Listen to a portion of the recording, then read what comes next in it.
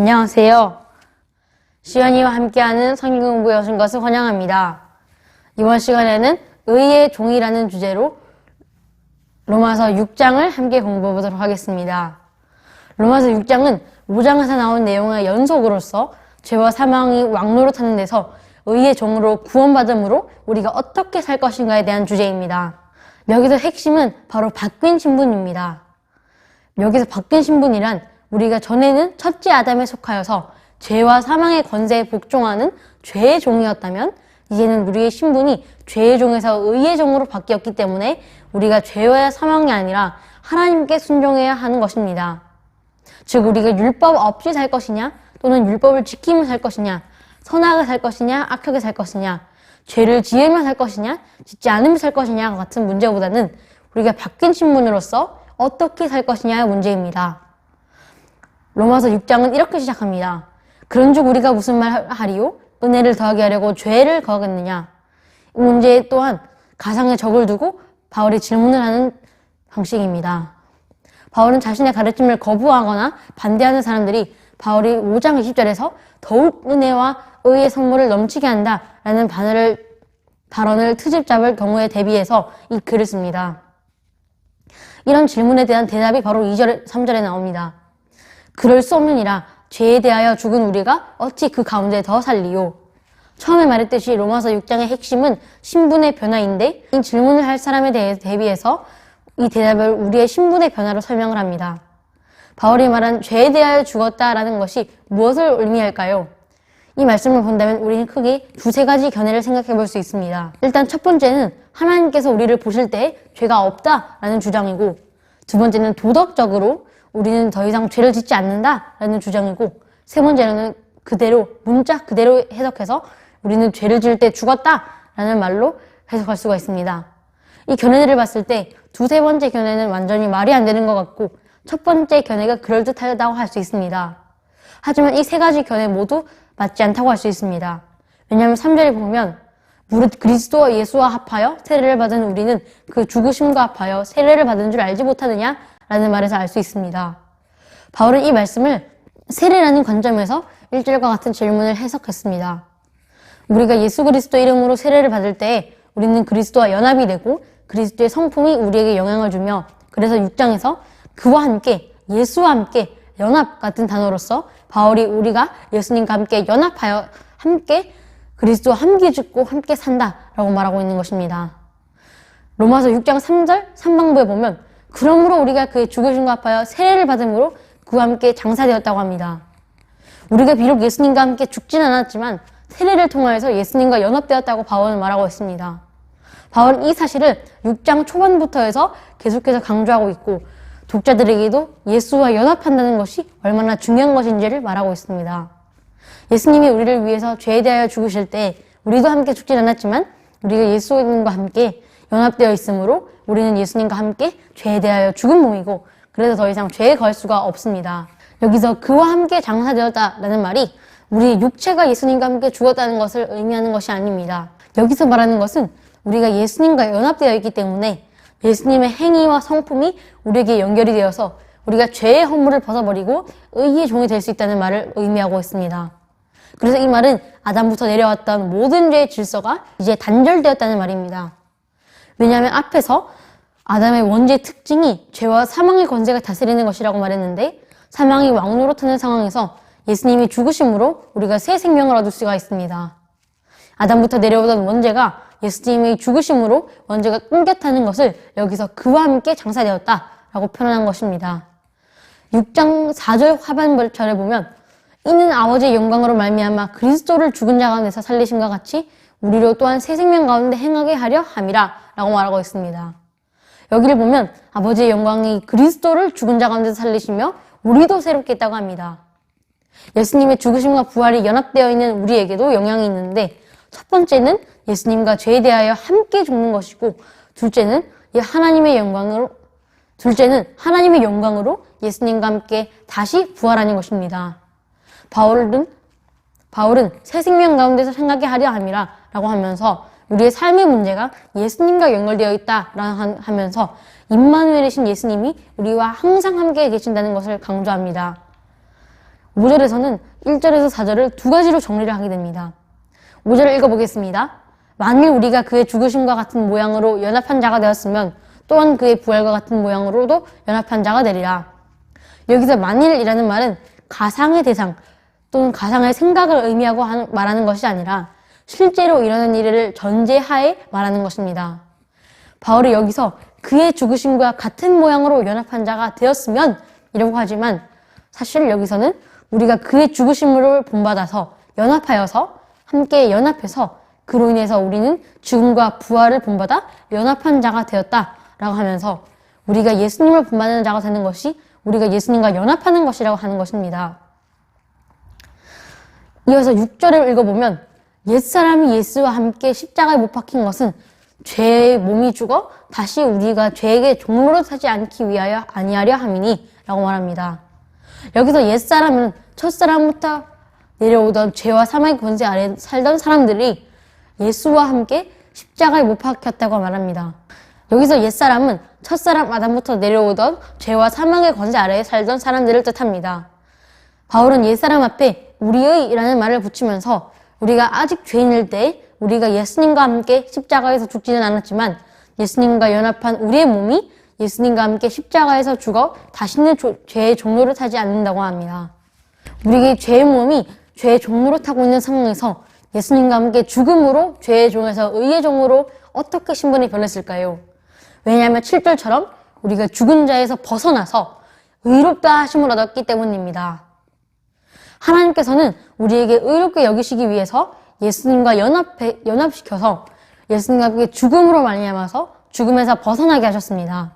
앞에서는 소극적으로 예수님과 연합된 모습을 보여줬다면 이제는 우리가 죄에서 벗어났기 때문에 보다 더 적극적으로 예수님과 연합하여서 하나님께 의롭다 여기심을 받고 부활을 할 수 있다는 것을 말해주고 있습니다. 바울은 여기서 자신의 믿음을 8절에서 보여주고 있습니다. 바울은 8절에서 우리가 그리스도와 함께 죽었으면 또한 그와 함께 살 줄을 믿는다고 하면서 자신의 믿음이 그리스도와 함께 죽으면 함께 살 것이라는 그런 부활 소망임을 말해주고 있습니다. 우리가 예수님과 함께 죽었다 살아날 수 있는 이유는 바로 그리스도께서 이미 죽은 자 가운데서 살아나셨기 때문입니다. 다시는 사망이 예수님을 주관하지 못하는 이유도 바로 예수님께서 다시 살아나셔서 죽음을 이기셨기 때문입니다. 사망이 더 이상 우리도 주관하지 못하는 이유가 바로 우리가 예수님과 함께 죽었다가 다시 부활하고 하나님께서도 우리를 의롭다 여기셨기 때문입니다. 10절을 보면 그가 죽으심은 죄에 대하여 단번에 죽으심이라고 합니다. 또한 그 살아계심도 하나님에 대하여 살아계심이라고 합니다. 여기서 예수님은 죄에 대하여 단번에 죽으시고 다시 살아나셨기 때문에 더 이상 죄를 다스리지 못한다고 하면서 앞에서 말했던 죄가 우리를 주관하지 못하고 예수님을 주관하지 못하는 이유 중에서도 더욱더 구체적으로 예수님께서 단 한 번의 속죄로서 모든 사람들을 대신해서 죽으셨기 때문이라고 말하고 있습니다. 이것은 우리가 너무나도 잘 알고 있는 내용이지만 우리에게 가장 중요한 부활의 말씀으로서 우리에게 적용이 됩니다. 11절을 읽어보도록 하겠습니다. 이와 같이 너희도 너희 자신을 죄에 대하여는 죽은 자요 그리스도 예수 안에서 하나님께 대하여는 살아있는 자로 여길지어다. 바울은 여기서 산자로 여길지어다 라고 합니다. 그런데 왜 여기서는 산자다 라고 말하지 않고 산자로 여기다 라고 말할까요? 이것은 3장에서 4장의 내용과 6장 전반부에 나온 것처럼 우리가 어떤 조건, 즉 우리가 처음부터 의의 종이 아니고 원래는 죄의 종이었지만 예수님과 함께 연합함으로 죄에서 벗어나서 의롭다 여겨진 것처럼 하나님께서 우리를 의롭다 여기신 것처럼 우리를 예수님과 연합한 자로서 다시 산 자로 여겨주셨습니다. 이제 우리는 죄에 대하여는 죽었지만 하나님에 대하여는 산 자라고 하나님께서 이미 여기셨기 때문에 죄에 거하는 것이 아니라 의의 종이라는 말에 걸맞게 살아야 합니다.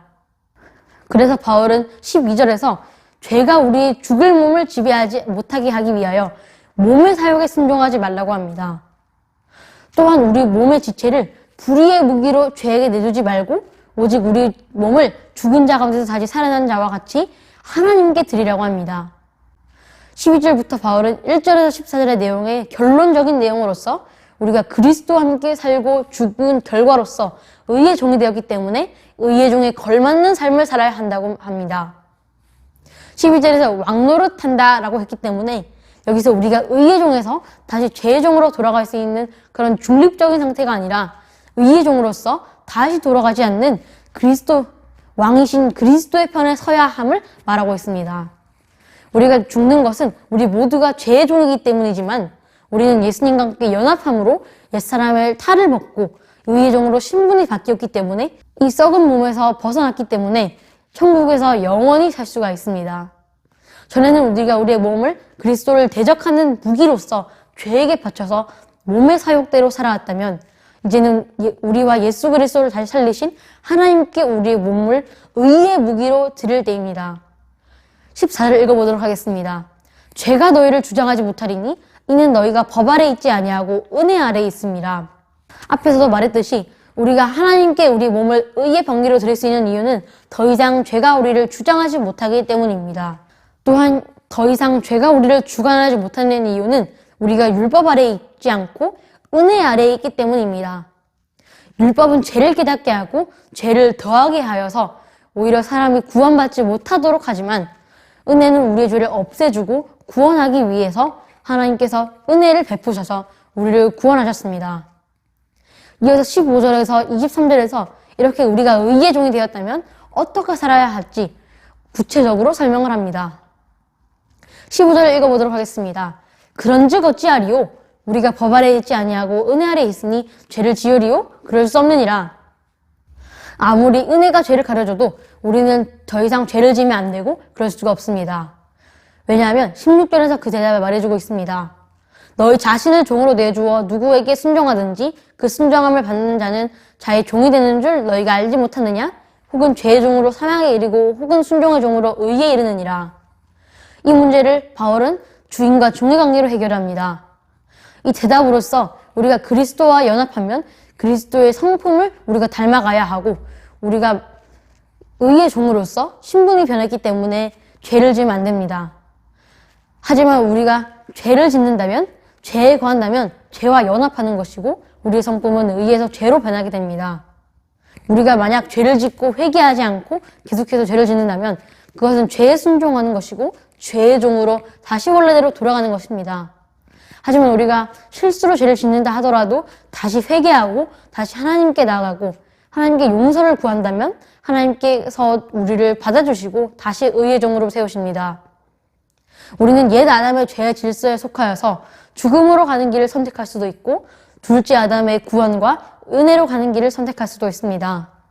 하지만 분명한 것은 죄의 길로 간다면 영벌과 지옥이 기다리고 있는 것뿐이지만 그리스도의 길을 따라가고 그리스도의 성품을 닮아가고 의의 종으로서 올바른 삶을 살아간다면 영생과 축복이 기다리고 있습니다. 바울은 죄에서 의의 종으로 신분이 변하여 하나님께 충성하는 자들에게 이렇게 말합니다. 함께 17절에서 18절 읽어보도록 하겠습니다. 하나님께 감사하리로다. 너희가 본래 죄의 종이더니 너희에게 전하여 준 바 교훈의 본을 마음으로 순종하여 죄로부터 해방되어 의에게 종이 되었느니라. 바울이 하나님께 감사하는 이유는 원래 죄의 종이었던 사람들에게 복음을 전했는데 복음을 마음으로 진정으로 순종하였고 믿었기 때문에 죄에서 의의 종으로 되었기 때문이라고 합니다. 바울은 아직도 이해하지 못한 사람들을 위해서 19절에서 육신이 연약한 사람들을 위해서 전의 지체를 부정과 불법에 내주어서 불법에 이른 것 같이 얘는 너희 지체를 의에게 종으로 내주어 거룩함에 이르라고 예를 들어서 설명을 합니다. 여기서 육신은 우리의 썩을 몸을 말합니다. 옛사람의 몸이 부정과 불법에 내주어 죄에 이르게 했다면 이제는 몸을 의에게 내주어 거룩함에 이뤄야 합니다. 20절에 보면 우리가 죄의 종이었을 때는 의에 대하여 자루었습니다. 우리가 죄의 종이었을 때는 의와는 전혀 상관이 없었고 우리는 그 결과로서 아무런 열매도 맺지 못했고 오히려 사망으로 가는 길을 더욱더 재촉하였고 사망으로 가는 길을 더욱더 빨리 뛰어가고 있었습니다. 바울은 21절에서 우리가 그때 죄의 종으로 행했던 일들을 부끄러워해야 하고 왜냐하면 마지막이 사망이기 때문이라고 합니다. 바울은 자신도 그렇고 모든 사람들이 죄의 종으로 있을 때 하는 일들은 모두 다 부끄러운 일이라고 합니다. 왜냐하면 그 부끄러운 행동들의 결말은 하나같이 사망이기 때문입니다. 죄의 삭스는 사망이지만 이제는 우리가 죄에서 해방되고 하나님의 종이 되어서 거룩함에 이르는 열매를 얻었으니 결말은 영생이라고 말하고 있습니다. 바울은 모든 내용을 23절에서 정리를 합니다. 죄의 삭스는 사망이요 하나님의 은사는 그리스도 예수 주 안에 있는 영생이니라. 죄의 결과는 사망이지만 하나님의 은사가 그리스도 예수 안에 있는 모든 사람들에게 미침으로 우리는 주 안에서 영생을 누릴 수가 있습니다. 감사합니다.